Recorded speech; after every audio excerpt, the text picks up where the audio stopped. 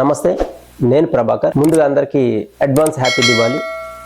ఈరోజు ఈ వీడియో నేను దివాళీ రోజు తీసుకోవాల్సిన బేసిక్ సేఫ్టీ మెజర్స్ గురించి అయితే నేను వీడియో అయితే చేస్తున్నాను. పాయింట్లోకి వస్తే, మీరు క్రాకర్స్ ఎక్కడైనా కొనండి, ఎన్నైనా కొనండి, కానీ స్టోర్ చేసేది మాత్రం చాలా జాగ్రత్తగా స్టోర్ చేసుకోవాలి. ఎందుకంటే చిన్నపిల్లలు కానీ ఎవరైనా టీనేజర్స్ ఉన్నా వాళ్ళు చాలా క్యూరియస్గా ఉంటారు, ఎగ్జైట్ అవుతూ ఉంటారు దివాళీ సెలబ్రేట్ క్రాకర్స్ కాల్చాలని.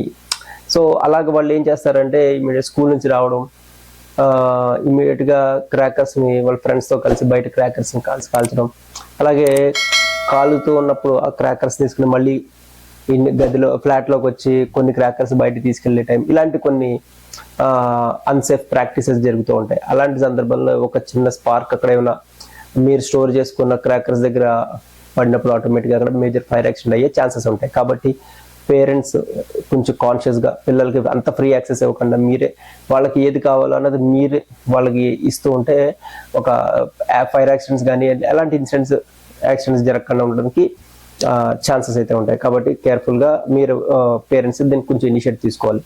అలాగే దివాళీ డే స్టార్టింగ్ నుంచి ఎండ్ అయ్యే వరకు కూడా ఒకరోజు పర్టికులర్గా ఒకరోజు ఎటువంటి పరిస్థితుల్లోనూ బట్టలు కూడా బయట హ్యాంగ్ చేయకండి.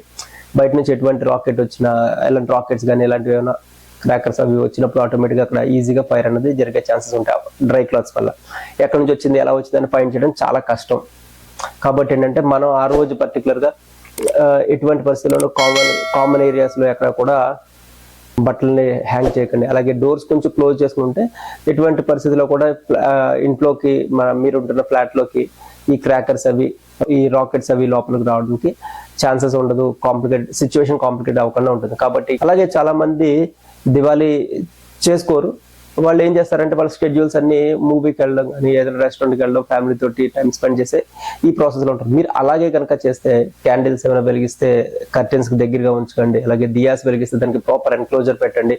గ్యాస్ 1-2 సార్లు తరోగా ఆఫ్ చేశారు లేదా చెక్ చేసుకోండి. అలాగే డోర్స్ అన్ని ప్రాపర్గా క్లోజ్ చేసుకుని, అలాగే కామన్ ఏరియాలో బాల్కనీస్లో వాటిలో ఎక్కడ కూడా బట్టలు హ్యాంగ్ చేయకుండా అన్ని లోపల పెట్టుకుని మీరు బయటికి వెళ్ళండి.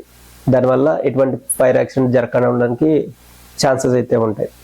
అండ్ ఇంకొకటి, మీ ఇంట్లో పెట్స్ ఉంటే వాటిని దివాళీ ఈవెంట్ జరిగే ఈవినింగ్ నుంచి ఎక్కడ కూడా బయటికి తిప్పకండి.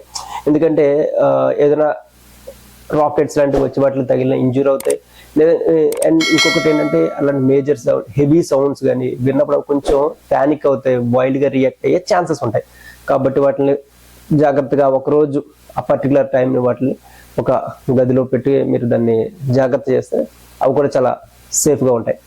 అండ్ ఇంకొకటి, మీరు దివాళీ సెలబ్రేషన్ క్రాకర్స్ కాల్చే టైంలో ఒక మెటల్ బకెట్లో వాటర్ పోసి మీ దగ్గర పెట్టుకోండి. బిన్ మీరు ఈ వాటర్ బిన్లో కాల్చిన క్రాకర్స్ అన్ని అందులో కనుక మీరు డంప్ చేస్తే ఎవరికి కూడా ఇంజూర్ అవ్వకుండా ఉంటుంది. సడన్గా ఎవరైనా కాల్ దాని మీద వేసినా వాళ్ళ కాల్ కాలకుండా సో దాన్ని మనం కంట్రోల్ చేయొచ్చు.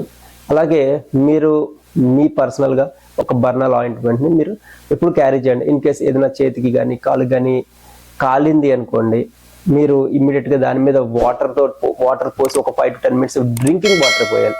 కోల్డ్ వాటర్ పోయకూడదు. డ్రింకింగ్ వాటర్ పోసి ఒక 10 minutes దాన్ని వాటర్ పోసి దాని మీద నీట్గా బర్నాలు రాసి దగ్గరలో ఉన్న నియరెస్ట్ హాస్పిటల్కి మీరు తీసుకెళ్తే రిక్వైర్డ్ ట్రీట్మెంట్ డాక్టర్స్ అయితే మీకు ఇస్తారు. అంటే చాలా మందికి ఏంటంటే ఒక అపోహ ఉంది, కాలిన దాని మీద వాటర్ పోస్తే వాటర్ బబుల్స్ వస్తాయి కదా అని అంటారు. అదంతా మిత్, అదేం కాదు. మీరు వాటర్ ఖచ్చితంగా పోయొచ్చు, దానివల్ల ఎటువంటి ప్రాబ్లం ఉండదు. అలాగే లూజ్ క్లాత్ని అవాయిడ్ చేయడానికి ట్రై చేయండి, అది చాలా సేఫ్ ప్రాక్టీస్ అది. అండ్ ఇన్ కేస్ ఎవరికైనా బట్టలకి ఫైర్ అంటుకుంది అనుకోండి, ఆ టైంలో, ఆ ఈవెంట్ టైంలో మీరు ప్యానిక్ అయ్యి అటు పెడితే అటు పరిగెట్టినప్పుడు ఆటోమేటిక్గా ఫైర్ అన్నది స్ప్రెడ్ అయిపోతుంది. దానివల్ల వచ్చేది ఏంటంటే మొత్తం ఈజీగా క్విక్గా స్ప్రెడ్ అయిపోయి అది కాంప్లికేటెడ్ అవుతుంది.